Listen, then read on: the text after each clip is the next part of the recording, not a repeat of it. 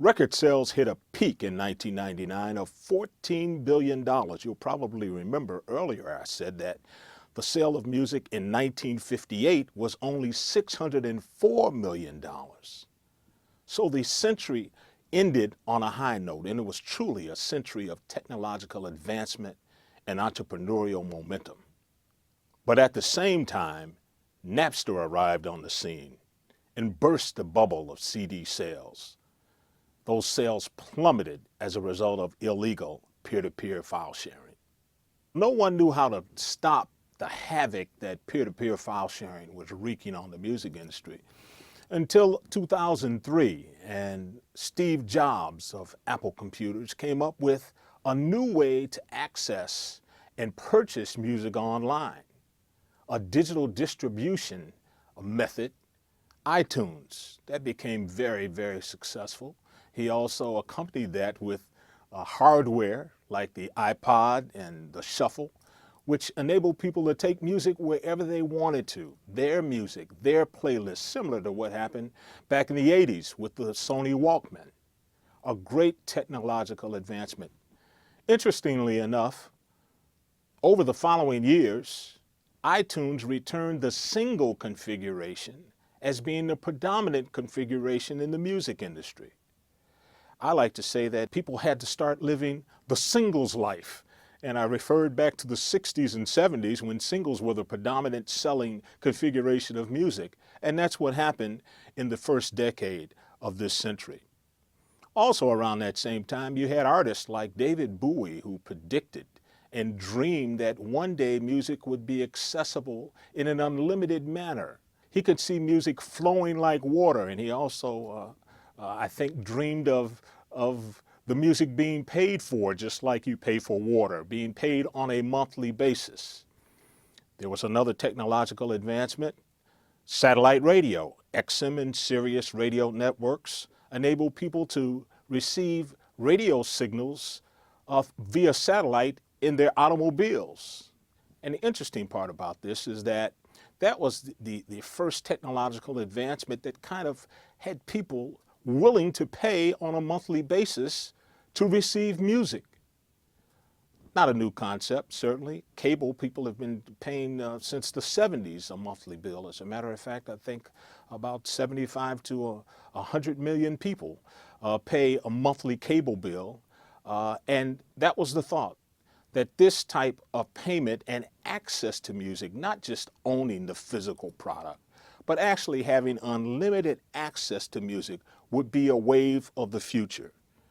Another emerging technological advancement was the internet radio service Pandora, which really was built on a model of a two-tiered type service where people could actually register for the service and listen to it for free, but they also had a premium service where you can pay a monthly subscription fee, and that would eliminate the ads that were placed between songs on the free service.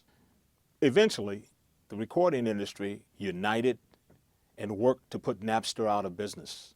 But you had the development of other services to provide music in a manner similar to what David Bowie suggested, in a manner where the music would flow like water. You wouldn't necessarily have to have physical copies, but you would have access rather than ownership. Internet and mobile streaming services like Spotify and Rhapsody creates a new market of tremendous growth for streaming services. In a multi-tiered format, ad-supported free service and premium subscription service, which eliminates the ads, has been creating great new revenue for the music industry that really stands to continue in the future. Spotify was one of the first streaming services that was able to negotiate licenses with all of the major labels and many independent labels to allow for unlimited access to a wide catalog of music. And artists have been considering the ramifications of these special deals. And basically, major record labels and publishing companies and even recording artists have been giving special deals, and the government as well, through compulsory licenses, have been giving these new companies like Pandora and Spotify, special deals royalty rate wise so that they can get their business started. And in the hopes that this will flourish and they'll have a number of subscribers and it will get to the scale that everyone can make more money. And that's going to be the big charge for artists over the coming years, to make sure that they're represented well and advocate for greater share of the revenue that's generated from these subscription services and digital streaming as these businesses come to scale. The advancement of digital technology creates all types of opportunities for a number of businesses through this medium. We've seen it over the first decade of this century. Berkeley alum Derek Sivers started CD Baby, a digital service that allowed you to order CDs that were mailed to you, and now they can even be delivered digitally. You had Sonic Bids, a company that was started by another Berkeley alum, Panos Panay, which created a virtual talent agency and booking agency, as well as providing a number of other services. Social networking sites, Facebook, Twitter. You have crowdfunding sites and apps, Kickstarter, Pledge Music, all creating great opportunities for the merger of innovative technology with the creative sector of artists to reach a brand new market during this century. Many people point to the fact that the live performance market has grown as far as the generation of revenue. And many people feel that artists, even though they may not make as much money from selling records or even from having their music streamed or being heard through various subscription services, how are they going to make money? Well, many people think that they can make money performing. The artist should be able to make money on the road. They should be able to perform live.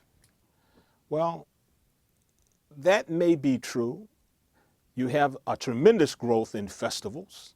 You have a growing club scene throughout the country.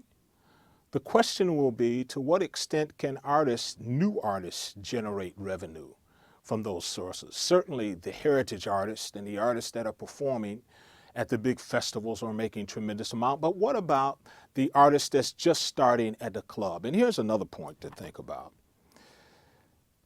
All creators of music aren't performing artists. What about songwriters? Nashville has a great system of songwriters, a great system of songwriting, and a great cadre of songwriters. And all they do is write songs. Where do they stand in this mix, considering the fact that sales are down and the streaming royalties at this and subscription royalties aren't at the point that they can provide a great living that these songwriters have become accustomed to? So we're in the midst of changes there. Certainly they're going to grow over a period of time. Also, artists are making tremendous amounts, some of the top artists, from other types of opportunities like endorsements and sponsorship and even product development. 50 Cent hasn't released a record in maybe 8 years. But has he had a successful career as a businessman? With Vitamin Water, he certainly did. He made millions, hundreds of millions of dollars by having an ownership interest in that business. So, interesting things are happening in the music industry. The possibilities are limitless.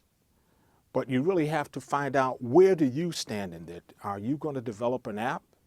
Are you going to write the next great song? Are you going to be that performing artist? Are you going to come up with some other type of service that's going to be of benefit to artists? Where do you stand? What is your goal in this new emerging digital age?